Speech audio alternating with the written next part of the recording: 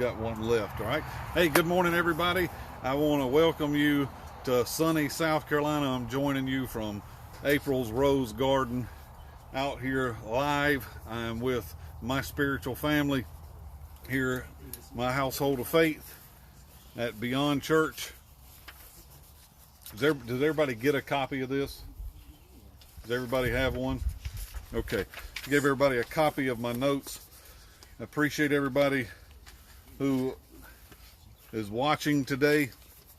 If you're watching this by replay, then drop in the chat stream, hashtag replay, or if you're watching from somewhere in the United States, let us know where you're watching from. We would love to be able to greet you. If you're watching from outside the United States, let us know what country you're watching from.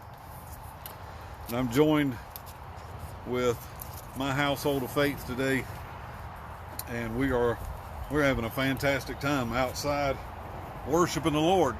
I'm gonna pull this stand up a little bit more so I can see a little better. All right, I'm gonna begin this morning. I've got a scripture verse at the top of your paperwork. This is from 1 Timothy chapter 4, verses 7 and 8 in the Amplified. It says, "On the other hand, discipline yourself for the purpose of godliness, keeping yourself spiritually fit." He says, "For physical training is of some value, but godliness or spiritual training is of value in everything and in every way, since it holds," I don't know why there's a B there, "since it holds promise for the present life and for the life to come." Let me stop for just a minute and extract a few things from this scripture that I want to focus on. Paul tells Timothy here that we need to have some type of self-discipline in our life. And the purpose of that self-discipline is for godliness. The Amplified says here to keep yourself spiritually fit. You know, last year, when they placed a lot of restrictions on things, starting in March of last year,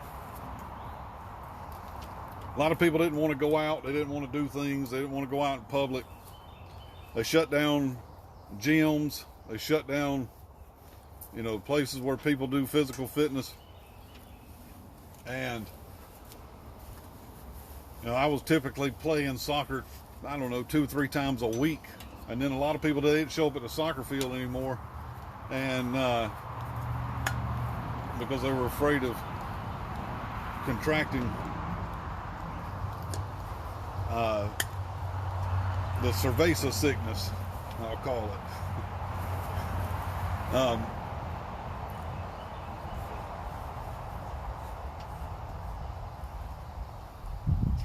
When I stopped playing soccer, I got kind of lazy, and I decided, I'll just sit on the couch, eat some cookies,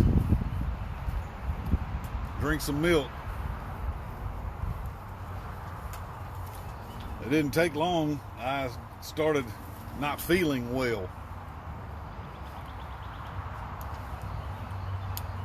Then it became even more apparent to me that I was losing something. I was losing my physical fitness. I'm not standing here telling you that I'm the image of physical fitness, but I know to a degree, I know my own capabilities. They call me at the soccer field Grandpa, because I coached many of the guys that I play with. I coached their father or parents.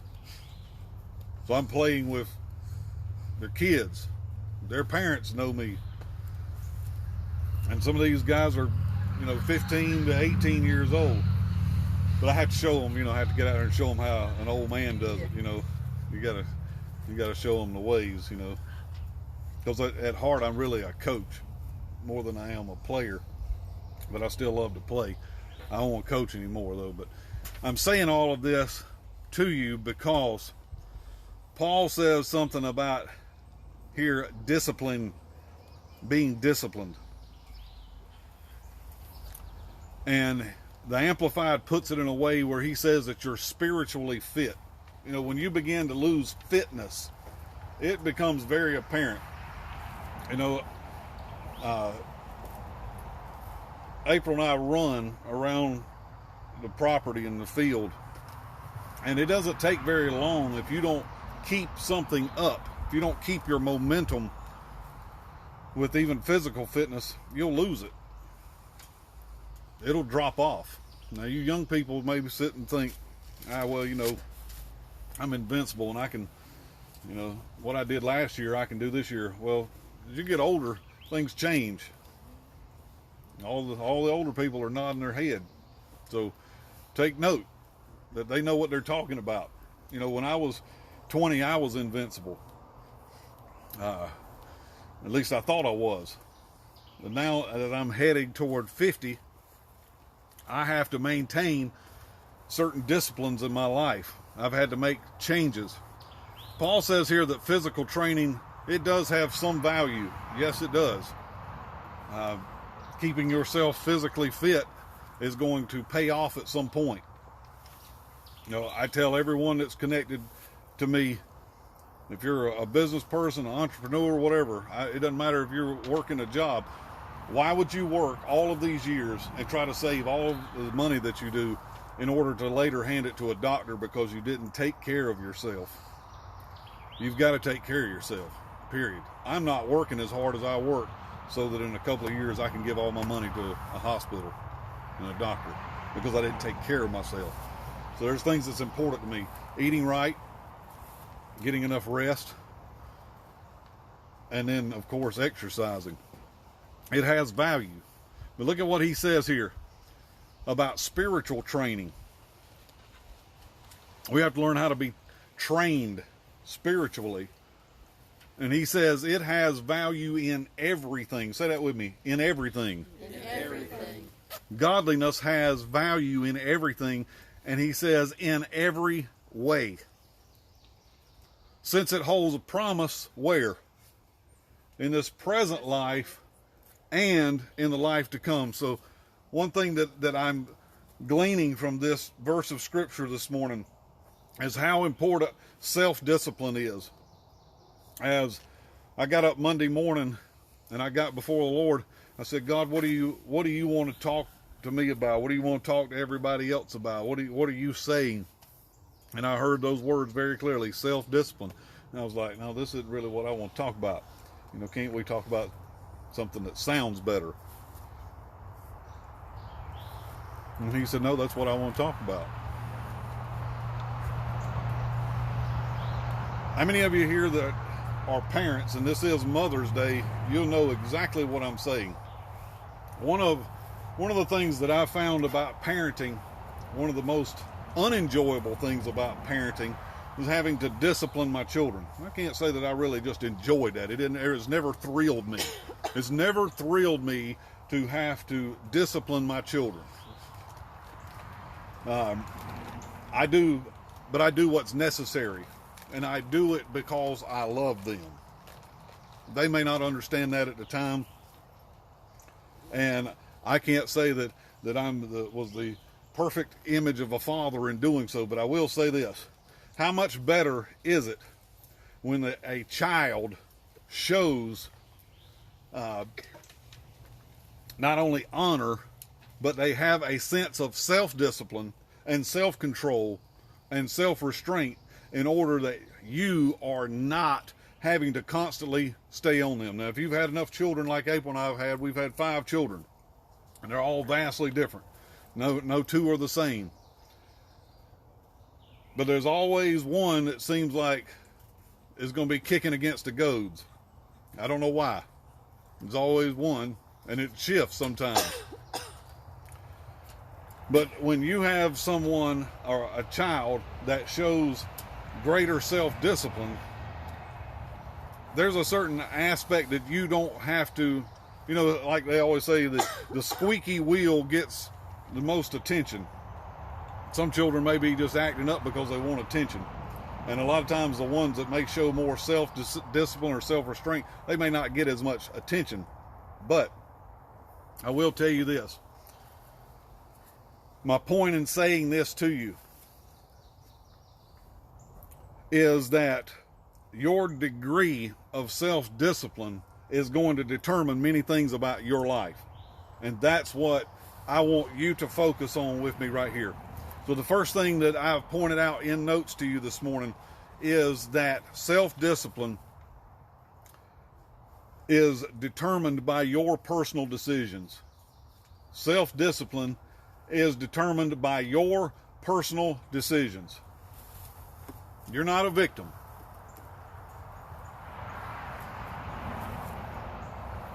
Nobody's holding you back.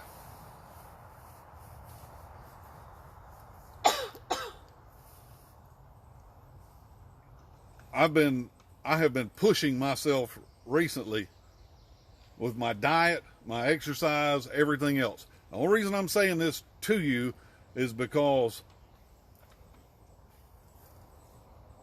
I've made plans to do that. That's my plan. I'm going to get myself into the best possible shape that I can. All right?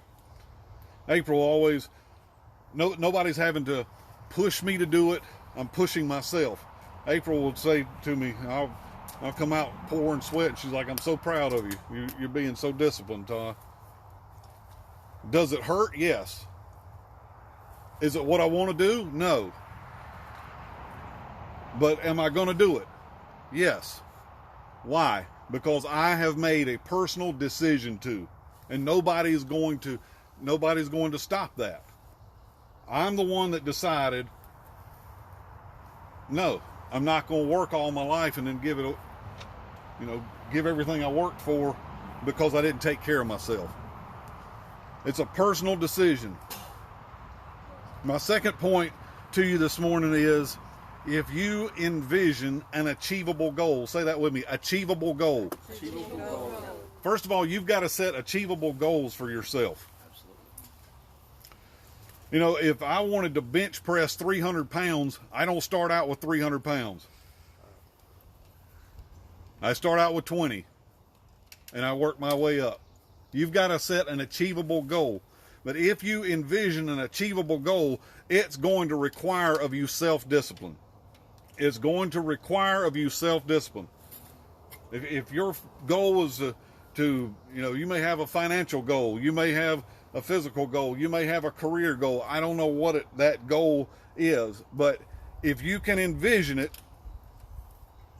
as Bishop Kreitz always said, if you can see it, you can seize it. But the time between you seeing it and the time between you seizing it is going to require something of you. And that thing is called self-discipline. Self-discipline is simply a decision to follow through. I make the decision to follow through, and I hold myself accountable. I hold myself accountable. Here's what I find. I have found this, and I have found this to be true over and over and over for years. And when I discovered it, I haven't found it to be untrue yet. All people do as they want to do. All people do as they wish to do. All people do as they want to do. Have you ever seen anybody do what they didn't want to do? At times, but ultimately, people do what they want to do. But not everybody exercises self-discipline to do as they need to do. There's vast difference between doing what I want to do and then doing what I need to do. For years and years, when my alarm clock went off at 4:30 and 5 o'clock in the morning, I didn't want to get up, because if I did what I wanted to do, then I would have stayed in the bed. But I did what I needed to do. Not everybody exercises self-discipline to do as they need to do. I was using that as an example. I'm not therefore motivated by just what I need to do, but I do what I do as far as self-discipline because there are things that are needful for me to do. I'm going to move on. So here's what has to happen. I'm trying to talk to people who are of a mature mind. We have a vast problem in our society today. I'm shifting gears right here. Did you sense that? We have a vast problem in our society that we have too few mature-minded people. I don't know if you catch April's broadcast from this week on Daily Dose. If you didn't, you need to go back and watch those because she defined the thinking of an infant, a thinking of a child, and the thinking of an adult. I may get her to come up here and share those in a few minutes, so be prepared, all right? Here's what I want to tell you concerning this. About self-discipline. We must arrive at the place where we are not led by our feelings. Now, I'm not trying to develop a certain stoicism within us, but I will tell you this. Here is the weakness. I'm going to lay this out right here. This is the weakness of our generation. Our generation is told, and I'm talking about from baby boomers to the knee-highs, whatever they're called now. I don't even know, X generation, Z generation, whatever the generation. All living in this generation have been told the same thing, probably since the 60s. Explore your feelings. Explore your feelings. That's what's driving the whole current generation. If you're a man and you feel like a woman, then you can be a woman. If you're a woman and you feel like a man, then you can be a man. If you don't know what you are and you feel like you this, then you can be that. If you feel like a dog, then you can put on a little dog costume now and get around on all fours. You know, when I was a child, they used to lock people like that up in a little special place with a rubber room and things. But we now have let the people out of the asylum into the society, and they're talking and telling people to explore their feelings. And what is really at truth of the matter is we don't have mature people in the society. And if somebody stands up and says, this isn't right, something's wrong with this, then you're deemed, homophobic, or you're deemed something's wrong with you, or you're just you've got a certain phobia. No, I'm not. I don't have a phobia. What's going on here is no one's ever told you these things, these truths. Listen to what I'm about to tell you. Your feelings will lie to you. Oh, yeah. Absolutely. Your feelings, let me say that for everybody in the back here in Facebook. Your feelings will lie to you. If you haven't discovered that, then you are still a child in your mind. The second thing is that I want you to know, and this is pointed out on your notes, that yes, listen real closely on this. Yes, your feelings are real. They're real. They're yours, right? But here's the truth of the matter. Just because your feelings are real does not indicate that they are truth. Yep. I felt like I wanted to go get drunk. But did I do it? No. I used to every day. Have I had feelings that I wanted to since then? Since March the 12th of 1994? Oh, yes. Many times I've felt like, just go get drunk. Maybe that'll fix it, or at least I won't have to think about it for a while. Did I do it? No. Why? Because it required self-discipline. I literally stood there in front of the beer counter, looking in the window, thinking, well, I haven't drank a beer in so long, I don't know which one I would drink. All of them would probably do what I want it to do, but did I do it? No, I stood there in a wrestling match with myself. And I said, if I do this, the consequences are going to be greater than I can possibly calculate in my mind, and I got to walk out of here. Here's the truth of the matter with this. Yes, your feelings are real, but your feelings don't always indicate truth. Truth is not determined by an internal feeling. I'm going to clap for myself on that one. Truth is not determined by an internal feeling. I just got this feeling. Your feeling can be lying to you. I've had mine lie to me many times. Self-discipline is the action of mature adults.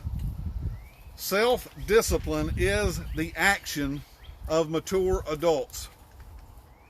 I'm moving forward here. Look on your notes with me. I have here one of the greatest problems that we have now is that virtue, or the virtue of temperance, is no longer taught. Say that word with me. Temperance. Temperance. In the King James Version of the Bible, in Galatians 5:22 and 23, the Apostle Paul tells us what the fruit of the Spirit is. He tells us it's what? Love, joy, peace, goodness, kindness. Huh? Faithfulness. Patience. And the one that's always forgotten, temperance. Self-control. Self-control. Temperance. Self-control. I'm talking to you about this family because we need self-control and we need self-discipline. If we're going to act like men and act like women, then we're going to have to act in self-control. Has there been times that I wanted to beat my kids? Yes. What kept me from doing it? Self-control. Did self-control always win? No. I wanted to beat them. And sometimes I really wanted to beat them. I'll never forget a lady that we used to go to church with 20-something years ago. Her kids locked her out of the house. Remember that, April? She stood up and told her testimony. She said, I was going to beat the door down on her kids. She said, they locked her out of the house on purpose and were looking out the window. She told them, they said, we're going to call the police. She said, go on and call DSS too. Because when I get done, they're going to take y'all away from me. Temperance, what is it? Temperance is abstinence, restraint, moderation. It is self-control. I'll tell you why we don't know this word. I did some personal study on it. In 1888, this word peaked in America in the English language. Do you know they track the use of words over time? It peaked in 1888. This was the peak of that word. It was used quite often. Some of it was because of the temperance movement. But it became a word widely used within the realm of the church. They talked about temperance and having self-control. And then the word began to fade towards the 1920s and on down into 1960, until about 1960 the word virtually disappeared from the American language and has been that way since. I'll tell you, the two are connected, because what you talk about, you'll bring about.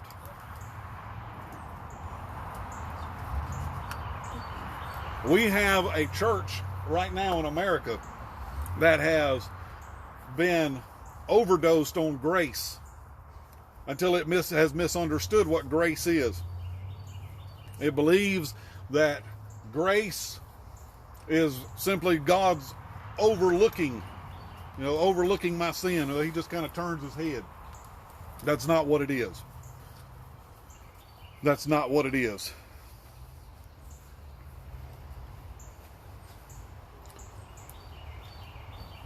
Temperance or self-control is restraining yourself from things like taking revenge on people. You ever had somebody do something, and I mean, you just wanted to, I'm going to get them back. Just wait. The only thing that's going to stop you from revenge is self-control. One moment of revenge can put you in prison the rest of your life. That's right. There's a lot of people sitting, listen to me, there's a lot of people sitting behind bars for the rest of their life because they made a rash decision in one moment of their life. And they'll pay the consequences of it the rest of their life. But I will tell you this also, that self-control is forgiving someone, even when they don't deserve it, even when they haven't asked for forgiveness. You know, God forgave you before you ever asked him to forgive you. That is being a mature adult. You're the initiator of forgiveness. That requires self-discipline. Walking in modesty. Calming your personal cravings. Buddy, let me tell you, I love cookies. I love pizza. Those are my two favorite things. You give me a Domino's pizza and some chocolate chip, my wife's shaking her head, and some chocolate chip cookies and a glass of cold lemonade, and you won't hear a word from me. I will be a calm fellow. But then my body began telling me, this ain't good for you. If you keep doing this, you ain't gonna be able to get out of this chair. So I had to begin to calm my cravings. I had to begin moving away from them. I cannot let my feelings or my cravings dictate my life. I mean, many times we feel like, well, I worked hard. Shouldn't I reward myself? Shouldn't I sit down in my chair and, you know, eat me some good old chocolate chip cookies? I mean, I love the big ones. That's like this big with the big chocolate chunks in them. I better stop talking about them because my taste buds is already starting to tingle here. Temperance is defined by control of excess. Excess. It requires self-regulation, restraining your impulses. Those can be sexual desires or a impulse for vanity, an impulse toward anger. In one moment of anger, if you don't exercise self-discipline, you can say the wrong words that can change the rest of your life. Yep. Bishop Kreitz always said it this way: a relationship begins with a conversation and it ends with a conversation. Are there times when I want to say something that I shouldn't? All the time.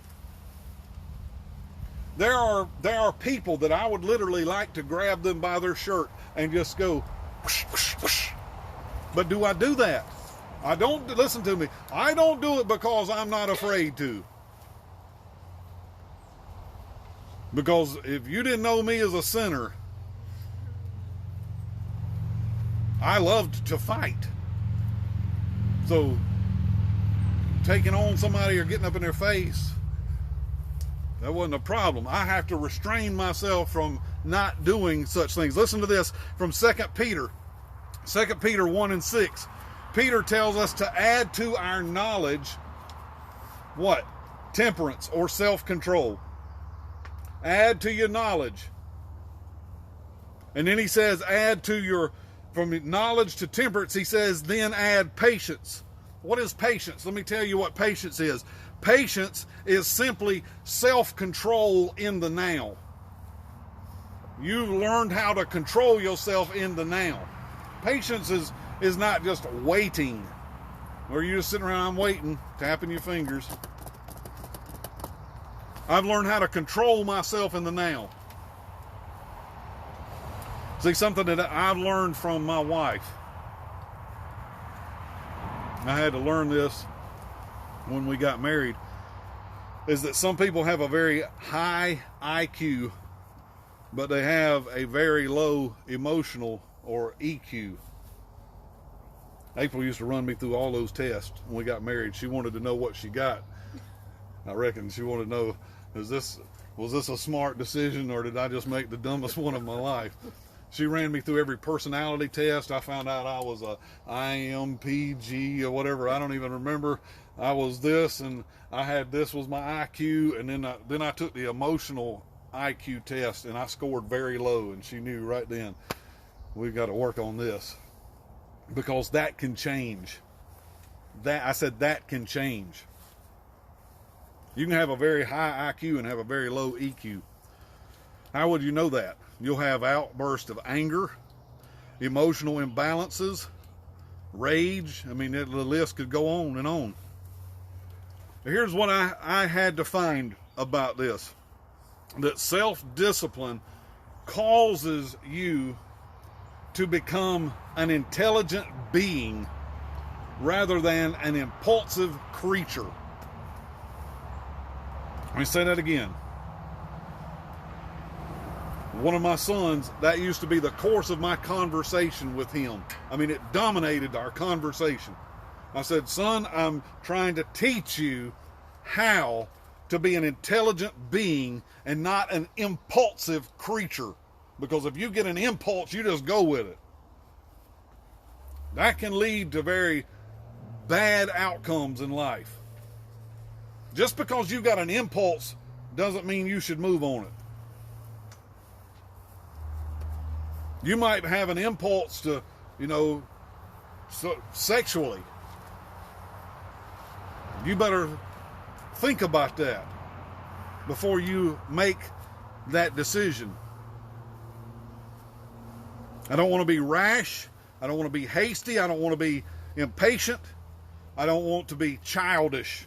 I don't want to be immature. I don't want to be sulky or bad-tempered or ill-natured or moody or rude or crotchety or cantankerous. You ever met people when those are some of the words you start getting of older people. I don't want to be like that when I get older. I don't want to be cantankerous or grumpy or fretful or disgruntled or crabby, grouchy. I don't want to, when I get older, I don't want to act like a petulant child. The Greek word that's used here for temperance means that you begin to master your desires, master your passions, and master your sensual appetites.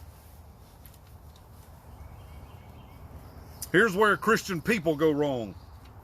Listen very closely what I'm about to tell you, and I'm getting ready to close this.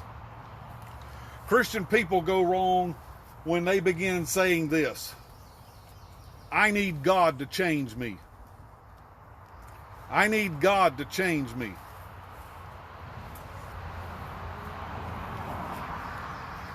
I'm going to step on all your religious toes, so go and set them out there.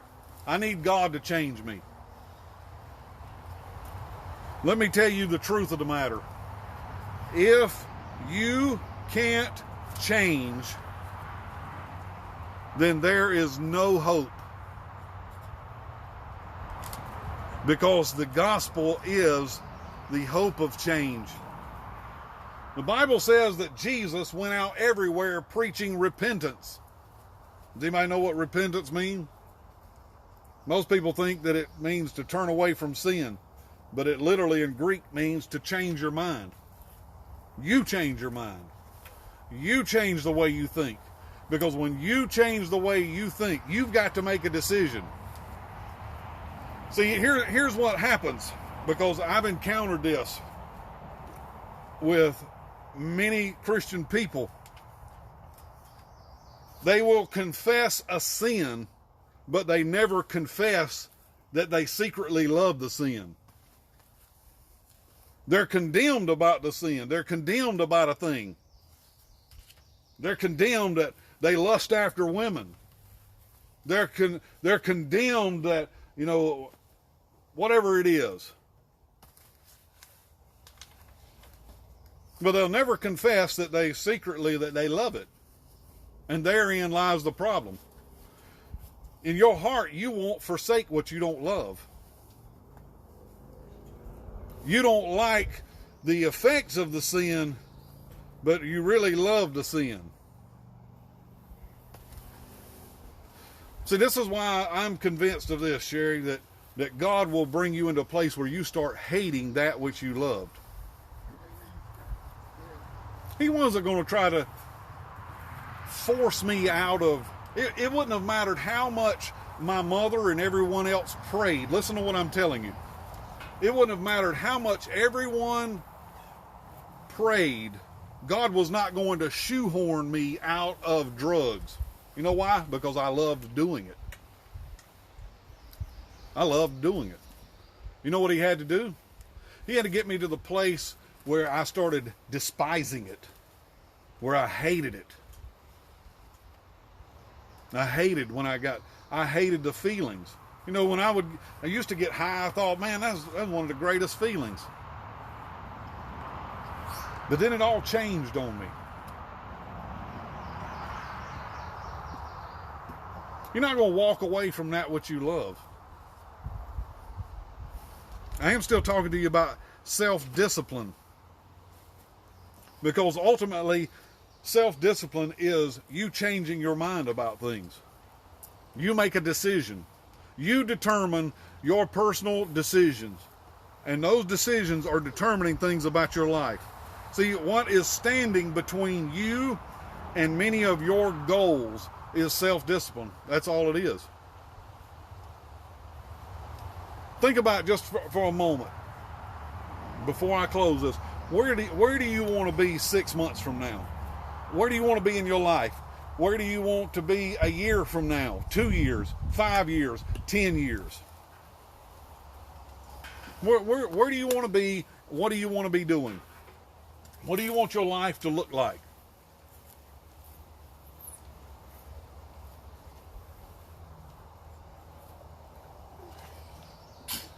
I made a goal in October of 2019. I decided what I wanted. I said, I will be a millionaire. What's it going to require me? It's going to require a lot of things, but one of the main things is going to be self-discipline. It's going to be discipline.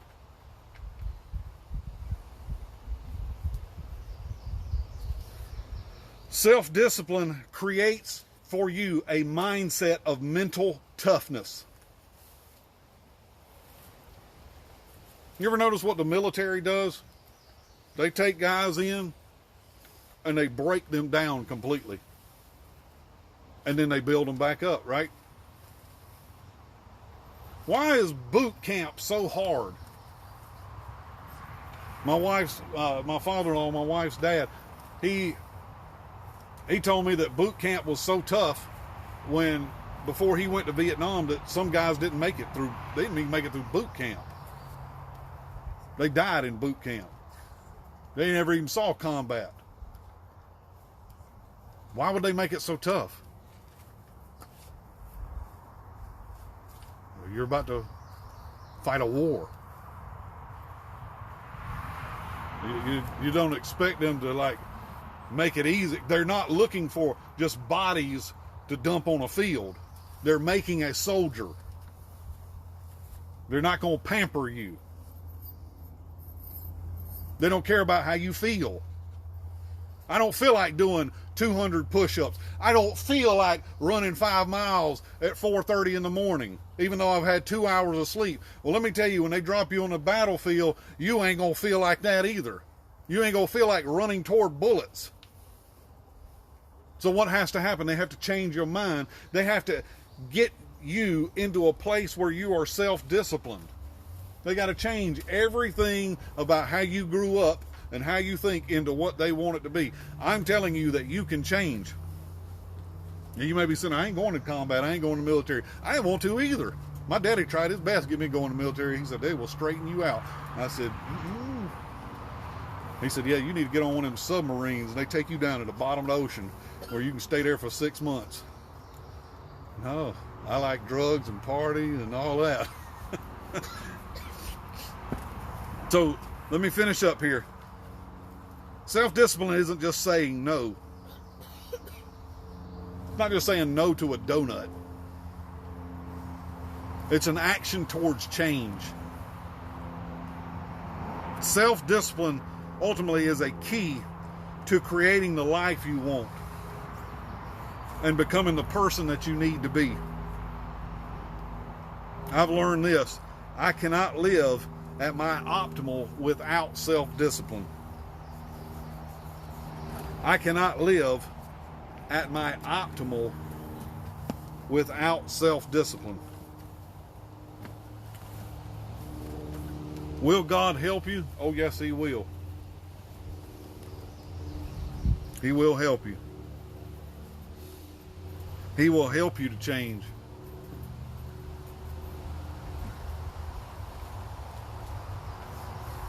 I'll take this one step further before I leave this afternoon, and I will tell you that self-discipline is actually a pathway to personal freedom. It's a pathway to personal freedom, because when you are disciplined, when you discipline yourself, there's no need for law anymore. I used to love to drive fast. I mean, I used to love it. I loved speed. When I got my first car, I was completely fascinated by taking that thing and pulling that 1980 Oldsmobile Cutlass down into, low one, and man, I mean, I would ram the pedal to the floor, go up to second, hear it bark, and then on up. I loved the thrill, the feeling of it. I can remember going down old Potter Road, and I would be going so fast that the speedometer, the needle, was bouncing off of 120, just bouncing, until one day I crest this hill and a car was backing out of its driveway. I can still see it in my mind.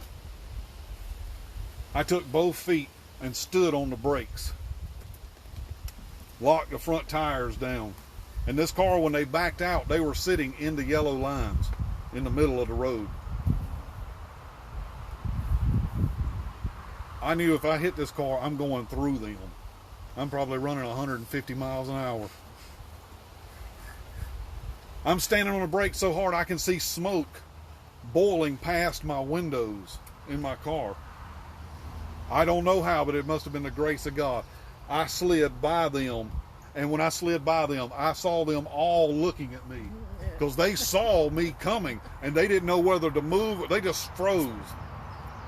I saw the lady driving and her kids in the back seat. They watched me go by, and I watched them. Oh, man. When I came to a stop, I was, hundreds of feet beyond them. I would have killed them all. I slowly drove on up to the stop sign. My front tires were lopping because they had flat spots. I had brand new tires on. I burned the tires completely off. I got out at the stop sign and I was like this, shaking, because I could have just killed 4 people. And here I am, 15, 16 years old, stupid. From that day, I never drove the same. I never drove the same. I didn't need, some people, they may not drive fast because they're afraid of getting a ticket or afraid of a police officer catching them. They're afraid of the law. Something else enacted in my mind. I'm going to exercise self-control and self-discipline here because I don't want to kill myself and everybody else involved. Something changed in my mind. The thrill of speed was no longer there. I'm saying that to you because you don't have to wait for an experience, a bad experience, to change your mind. You can make that decision right now to change your life, change the course. What do you want to change? What do you want to change in your life? Then you're going to have to make a decision towards self-discipline. Dr. Todd Williams joining you today. I appreciate everybody who's here with me. Mike, Jeff, Becky, Nancy. So glad you're here. Nasette, glad all of you are here today. I'm going to sign off for today. Listen, I will not be on at 8 p.m. tonight. Joe Doherty will be doing Wisdom Talk. I'm taking this evening off to spend some time with my mother, my wife, and I will see you tomorrow night, 8 p.m. on Facebook for Wisdom Talk. I hope you have a lovely Mother's Day. I wish all the mothers happy Mother's Day. Thank you, Becky. I will see you soon tomorrow. All right, have a great afternoon.